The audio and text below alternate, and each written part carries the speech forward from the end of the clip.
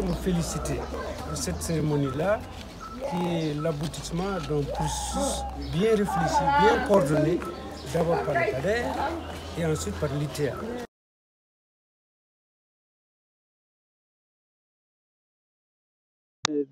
Le mérite de venir pour se faire former et dans une perspective de valorisation de nos produits locaux. Vous savez, actuellement, la politique de l'État, c'est que les Sénégalais puissent utiliser, s'alimenter à partir de leurs produits locaux. Cultiver ce que nous consommons, consommer ce que nous cultivons. Voilà vraiment la devise sur laquelle chaque Sénégalais devrait s'attacher, parce que c'est ça l'avenir. C'est ça l'avenir. Donc, je voudrais remercier mes amis de PADER pour avoir donc pris cette initiative-là, qui est une initiative patriotique, parce que chacun doit se mettre vraiment à l'esprit que c'est un grand défi pour nous, pour le Sénégal, pour les Sénégalais, d'utiliser le maximum possible ce qu'ils produisent. Ça, c'est important parce que ça a des conséquences sur lesquelles le temps ne nous permet pas de nous étendre, mais ça a des conséquences sur beaucoup de choses, hein, en termes d'investissement, possibilités d'investissement, d'infrastructures, des économies qu'on peut faire. Donc ça, c'est extrêmement important.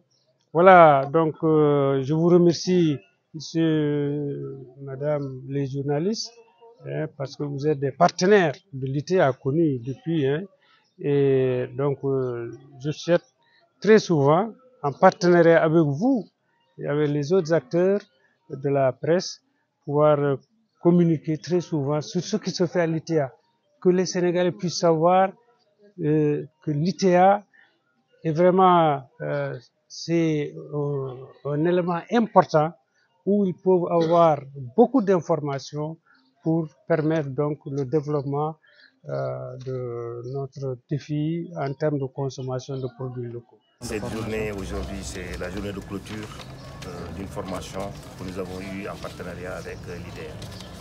Aujourd'hui, nous avons 4 hubs que nous sommes en train de mettre en place au niveau de nos régions respectives où nous évoluons. Nous en avons amené aujourd'hui 16 personnes qui sont venues être formées en céréales et en fruits et légumes. Au bout de cette formation, donc, ces personnes ont reçu leur attestation. Comme vous savez, le PADER, c'est un programme du ministère de l'Agriculture et de l'Équipement rural, donc, mais évaluons.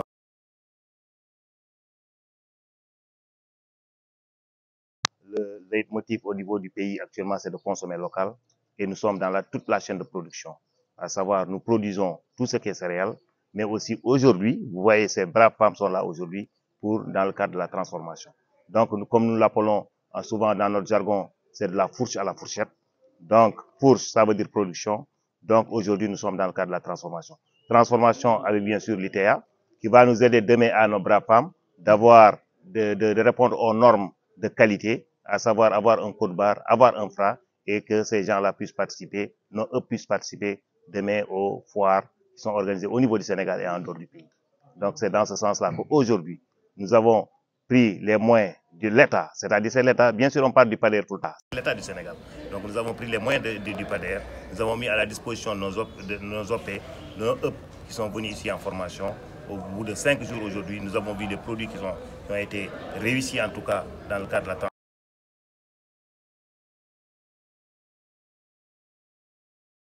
Au niveau de la région de Kédougou et Tambacounda, que les gens là puissent en tout cas montrer leur savoir-faire à nos populations et pouvoir dès à présent, commencer à faire cette transformation en attendant. Pour se dire aujourd'hui, nos hubs sont en train d'être implantés et le matériel qui doit accompagner ces hubs.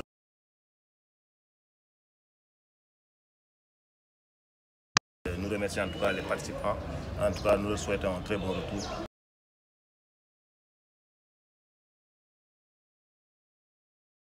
Ça va continuer la collaboration avec l'ITEA pour former d'autres personnes des hubs, mais aussi qu'on puisse en tout cas amener d'autres produits aussi pour qu'on puisse les transformer. Comme vous savez, les régions où nous évoluons, nous avons le pognon, nous avons la banane, nous avons autre chose que nous puissions en voir. Il y a même la tomate, donc les gens puissent en tout cas amener ces produits qu'on puisse transformer. Merci. Oui, c'est ce que je disais tout à l'heure, ça ne s'arrête pas aujourd'hui. Donc, ils ont reçu, les braves dames ont reçu leur attestation. Mais ça veut dire qu'il y a une continuité. Donc, on va continuer à les appuyer dans leur installation, dans le début de la fabrication même, au niveau avec le nouveau matériel qui sera adapté à leurs besoins au niveau des hubs qui sont en construction actuellement au niveau des régions d'intervention.